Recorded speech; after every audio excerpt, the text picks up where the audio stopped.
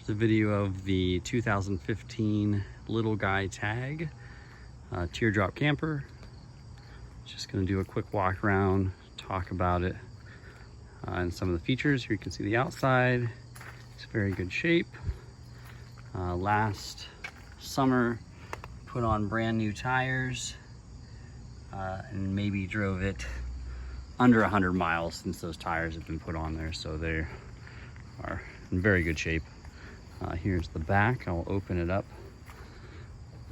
These were produced in Ohio, and then the company is sold to, it's called New Camp now. Here's the kitchen in the back. There is a 12-volt outlet here, and then 2 regular outlets that you can use when you're plugged into shore power. There's a 12-volt cooler right here that can plug in and stay cool with whatever you have in there. It's kind of like having a little refrigerator. I would only use that if you're plugged into shore power, because I think you can pull a lot of power from the battery if you're just using the battery. Turn this light off. Turns on automatically when you open the door. There's a little gas stove, sink. The previous owners and I have never filled up. There's an 8-gallon water tank that's under the sink right here. Inside that wooden kind of container, there's a plastic container inside there. It's 8 gallons.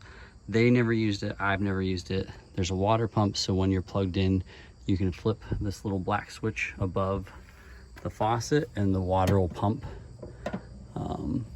But again, they never used it. I tried it, it works, but I just relied on gallons of water.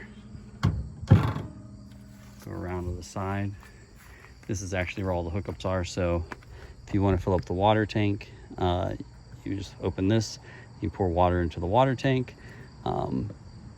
If you want to, if you're at a campsite, you can hook it up to, or a garden hose at your house, you can hook it up to water here, and water will pump through the faucet. And this is the power connector for the campground. I'll show you on the inside. I have the power cord and then an adapter, so you can just plug it into a wall outlet and let it charge while you're at home. Underneath here, the stabilizer, there's one on both sides, and then there's a drain plug. I don't know if you can see this right here. So that's to let the water pour out from the sink, and you can just put like a bucket under here to catch that. Same thing on this side. Door, window. I'll show you the inside a little better from the other way. These grab handles up front. If you maybe saw on the back, I didn't mention it, but there's a wheel that goes on the tongue right here. So when you're parked in your driveway or in your garage or something, or at the campsite, you can use that wheel and these little grab handles, and you can really rotate this into any position you want. It's very light, only weighs 1,200 pounds. Propane tank for the stove. Battery, it's a brand new battery. Got it a month ago, and I actually, when I'm not using it, I unhook the terminals so there isn't anything accidentally drawing power or anything like that. It is already from the factory hooked up for solar. You can see the little sticker right there for solar, and this is where that will plug in so that you can buy solar panels. And keep walking around. You can see this is all in really good shape. The only place where there's some discoloring is this like plastic chrome on the light right there. I'm gonna open this door up. They clip right here, so sorry, doing this one-handed. When you have the doors open, that'll hold it. So be kind of careful sometimes because people forget that's there. On the inside, there's little switches on the ceiling, and that'll turn on the interior light, and one will actually turn on this exterior light. So the lights are on. Look in here, I know it looks tiny, but that's actually a queen size bed. I just buy regular queen size blankets and put them in there. Up front, there's a 12-volt outlet, 2 USBs, and a regular outlet right there. Cabinets. Open up these doors. A couple washcloths in there, it looks like. Same on the other side.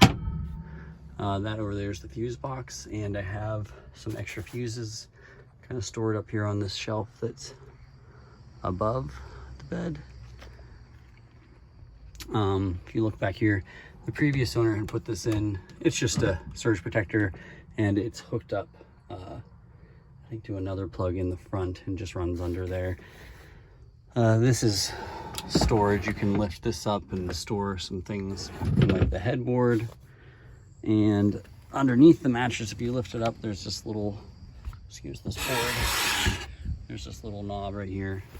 Sorry, again, one-handed. When I lift it up, there's storage like this on both sides of the mattress.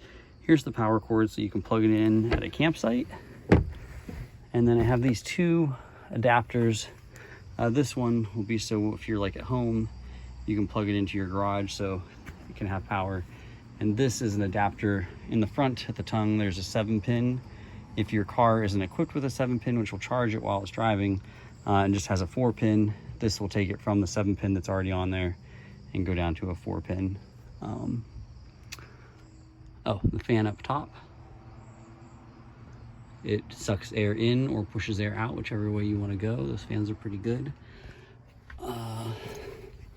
At nighttime, here's the windows. I'll just show you this real quick.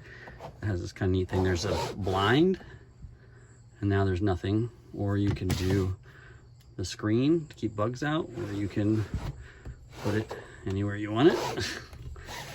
Maybe you don't want to let in too much light. There's 4 of these little things. You keep the window open and closed. I just have one of them open right now. Just open the window, and on both sides there's these little bars that you twist that, and I'll leave the window open so you can get some fresh air. And I think the last thing, you could watch a YouTube video about any of this. This lets light in and out of the windows, kind of iconic. It's in really good shape. I hardly ever used it.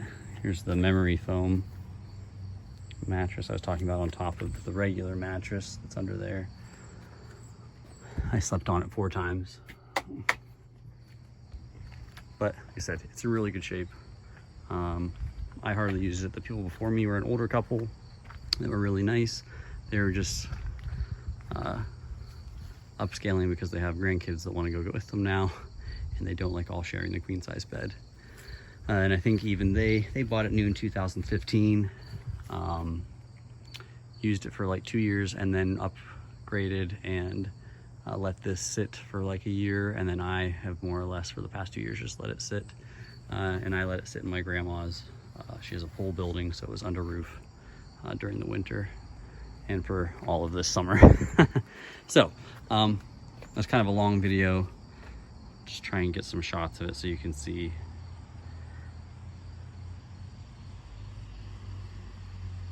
What kind of shape it's in. Diamond plate in the front, so you don't need road spray. Protects the body of the camper. It's starting to rain here a little bit, so you see some droplets. That's what. I'll show you underneath. I don't know how good of a picture you'll get, but it's all in good shape. And that's it. If you have any questions, you can let me know. Otherwise, I hope this helps.